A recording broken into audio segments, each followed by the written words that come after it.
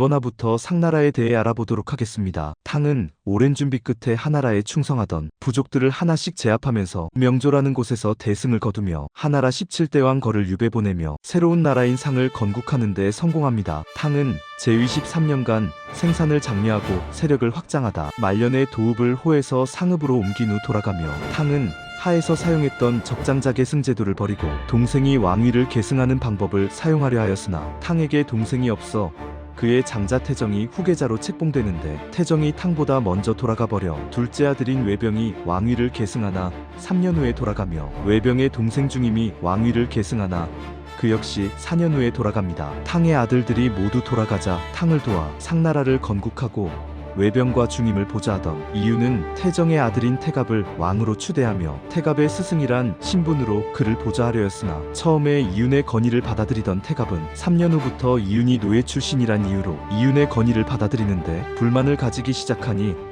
둘 사이 마찰이 생기기 시작합니다. 그러자 이윤이 상나라 4대 국왕인 태갑을 탕의 무덤이 있는 동궁으로 추방해버린 후 자신이 상나라의 모든 권력을 장악하지만 3년 후 다시 태갑을 도읍으로 불러들여 정권을 돌려주며 태갑을 보좌하여 줍니다. 태갑에게도 형제가 없어 자신의 아들인 옥정에게 왕위를 물려주는데 이윤은 이때까지 옥종을 보좌하다가 돌아가며 옥정은 제위 29년 만에 돌아가 자신의 동생 태경에게 왕위를 물려줍니다. 상나라는 왕이 죽으면 동생이 계승하고 동생들이 없으면 제일 큰 형의 아들이 계승하는 방법을 채택하였으나 10대 왕인 중딩 때부터 왕족들은 대신들과 결탁하여 왕권쟁 탈전을 벌이다 보니 외부의 공격과 재난을 막아내지 못하여 상나라의 국세도 급격하게 하락하기 시작합니다. 이 때문에 대신들의 세력도 점점 강해지자 19대왕 반경은 대신들의 세력을 약화시키기 위하여 천도를 결심하나 이전에도 5번이나 천도를 한 상태라 귀족들은 반경 이천도를 반대하고 나섰지만 반경이 오랜 설득 끝에 처음엔 하남 상구시에 정하였다. 다시 현재 하남성 안양인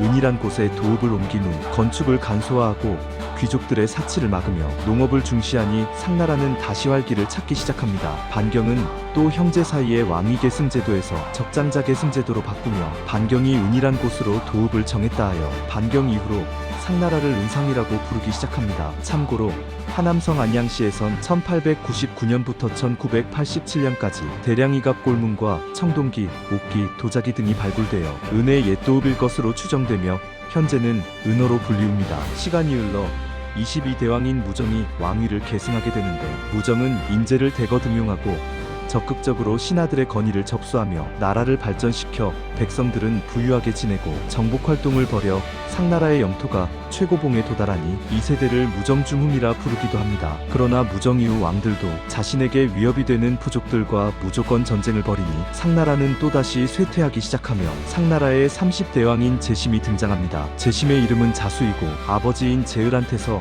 어린 나이에 왕위를 물려받으나 워낙 총명하고 용맹하여 제위 초반에는 여러 부족을 몰아내고 수많은 지역을 정복하여 현명한 왕으로 명성을 알리기 시작하며 도읍을 조가로 정합니다. 중국 역사를 아시는 분은 제심이 폭군으로 유명한 상주왕으로만 기억하시는 분들도 많겠지만 폭군이 되려고 해도 어느 정도 능력이 되어야 하며 머리가 나쁘고 결단력이 없으면 폭군이 아닌 혼군이라 불립니다. 다시 돌아와서 제심은 언변이 뛰어나고 머리가 좋아 대신들의 건의를 받아들이려 하지 않고 자신의 잘못을 감추는 데 능하였으며 여기에 더해 많은 공적을 세우자 점점 오만한 모습을 보이기 시작하여 술과 여색을 좋아하여 점차 방탕한 생활을 즐기기 시작합니다. 지심이 우수씨라는 부족을 공격하자 패배한 우수씨는 가축과 달기라는 미녀를 바치는데 전에 하나라의 거리 마리한테 빠졌던 것처럼 지심도 달기한테 빠져들게 됩니다. 기록에 의하면 달기는 춤을 참으로 이쁘게 추었으니 지심은 악사들에게 곡을 만들게 하여 수많은 보물과 동물들을 궁전에 가져와 달기와 밤낮으로 술을 마시면서 즐겼다고 하며 녹대라는 화려한 건축물을 지은 후 배가 다닐 수 있는 술못을 만들어 나뭇가지에 여러 동물의 고기를 꽂아 먹으며 즐겼으니 이것이 주지육림의 어원입니다. 달기는 봉신방 등 문학적 작품에서 지심을 유혹하여 수많은 대신들을 죽여 상나라를 멸망시키는 모습으로 묘사되고 있는데 다음 화에는 이들이 어떤 행동을 벌였는지에 대하여 알아보도록 하겠습니다. 여러분들의 구독과 좋아요는 항상 저에게 가장 큰 힘과 용기가 되어줍니다.